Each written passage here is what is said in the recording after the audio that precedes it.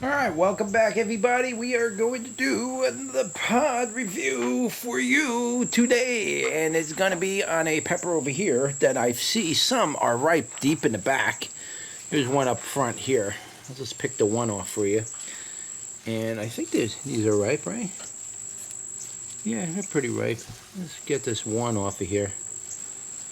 Explain to you what that is in a second once I get this thing off, and I'm snapping the whole plant in half because I just do it on a whim, guys. A lot of people are like, yeah, you take your peppers off this way. Yeah, you take your peppers off that way. Yeah. I just take them off, man. They break the whole plant. Oh, well. I don't really care. We try not to do that, but hey, if it happens, it happens. All right, so what is this pepper? Well, this is called the mini chocolate bell, and generally they can get a couple of different shapes. They can get the 3 clovers on the bottom, or they could be just 2 lobes on the bottom and just be like that. I've seen them a couple of different ways. Sometimes they get kind of on a flat side.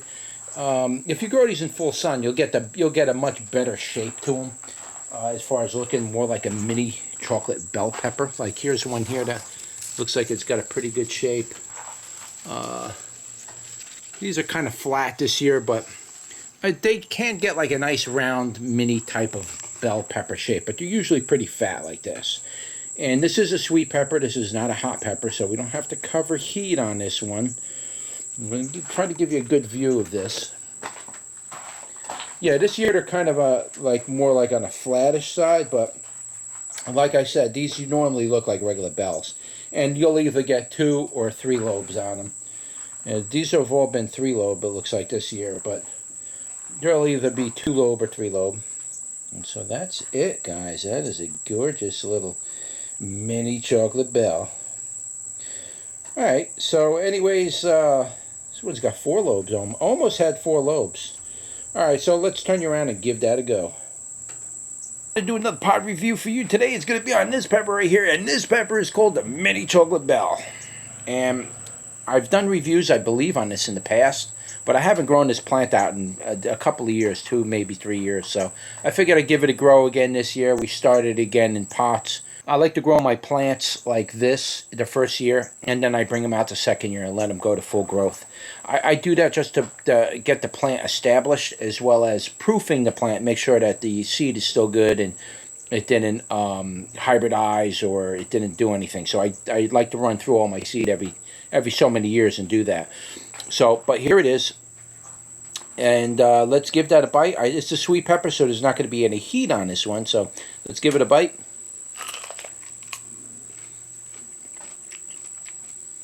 Wow, that thing was sweet, man. That thing was really sweet this year. I don't remember them being that sweet, but this year they were really sweet. So anyway, that's what it looks like on the inside. What does it taste like? It tastes like an annuum type of bell pepper type flavor in general, but ripened. The sweet, when your bell peppers ripen, they get really sweet. They turn red and they get very, very sweet. Just keep in mind, if you're not somebody who likes sweet peppers, you may want to eat these when they're still green yet. But eating them in between the green and the brown stage, you get awkward flavors. You got to wait till they either fully ripen or eat them when they're green. So I would imagine they taste like a green bell pepper. But a pepper like this, you want to ripen these things up and get the sugar out of them, because they taste good when they're sweet. Now this thing tastes really, really nice. This thing has a really nice flavor. I could literally eat these peppers literally all day long. Now I like heat. I like hot heat and peppers and stuff like that, but I can't overdo it because I can get a bad reaction later. So, and when you grow as many peppers as I do, sometimes you don't realize how many you eat until later, and then you find out. So yeah, I gotta keep cool on that. So I like to grow these sweet ones, so I could just snack on these things all day. And I don't even have to worry about going in to make dinner or nothing, because I just ate about 10 bell peppers, you know.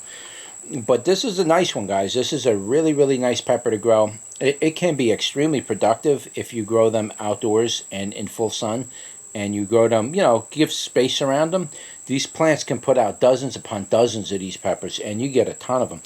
And so what could you do with them? Well, you can put them in your salads like a garnish, or you can You can bake them on a grill. They do get maybe a slight bit bigger than what we just taste tested. So you can stuff them if you want, like make little popping stuffers, like stuff a little cheese in them, and then you can grill them, or you could try deep frying them if you know how to do that, like jalapeno poppers. And or you can chop it up, put it in your salads, or you could pickle these. These are small enough and nice enough where you can just cram these into a large jar or a large mason jar. And just kind of cram them in there and really pickle them nice. You can get a nice effect on these. Now, there's a couple different ways to pickle your peppers. You can ferment pickle them, which is good. It's just the fermentation process, when you do it that way, kind of continues to the point where the original effect of it, the crispiness and everything of the pepper, kind of starts to fade out relatively somewhat soon, within a few months.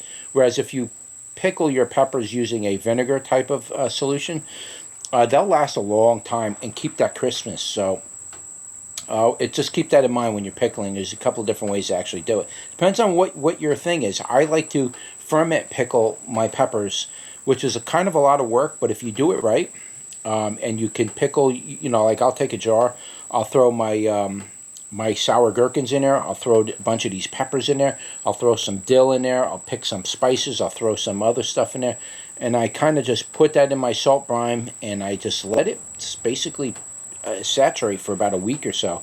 And you pull those things out of there. Even some green tomatoes, I'll pick those and put them in there. If you get them at the right stage and you pick them and put them in that solution, those are good, man. Those are really good. But you got your little peppers in there. You got a whole salad that's been pickled using fermentation. Well, I'll do a video one day on it. I just don't have a lot of time right now.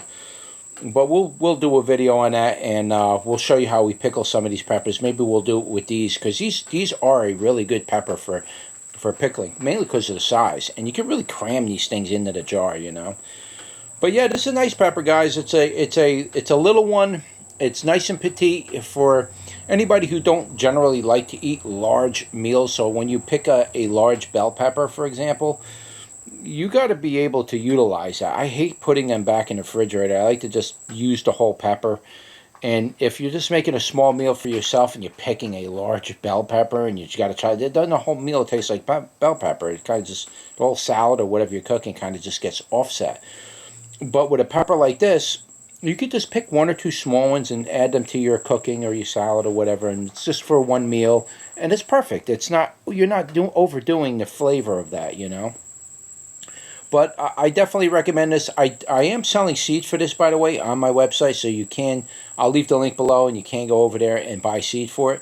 Or you can read about it if you want to just read about it, and you're working on, your own post or something about maybe this particular pepper.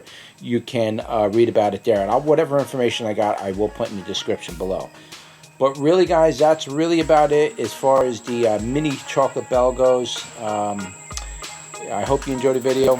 Don't forget to like, share, and subscribe. And I'll see you on the next one. Take care.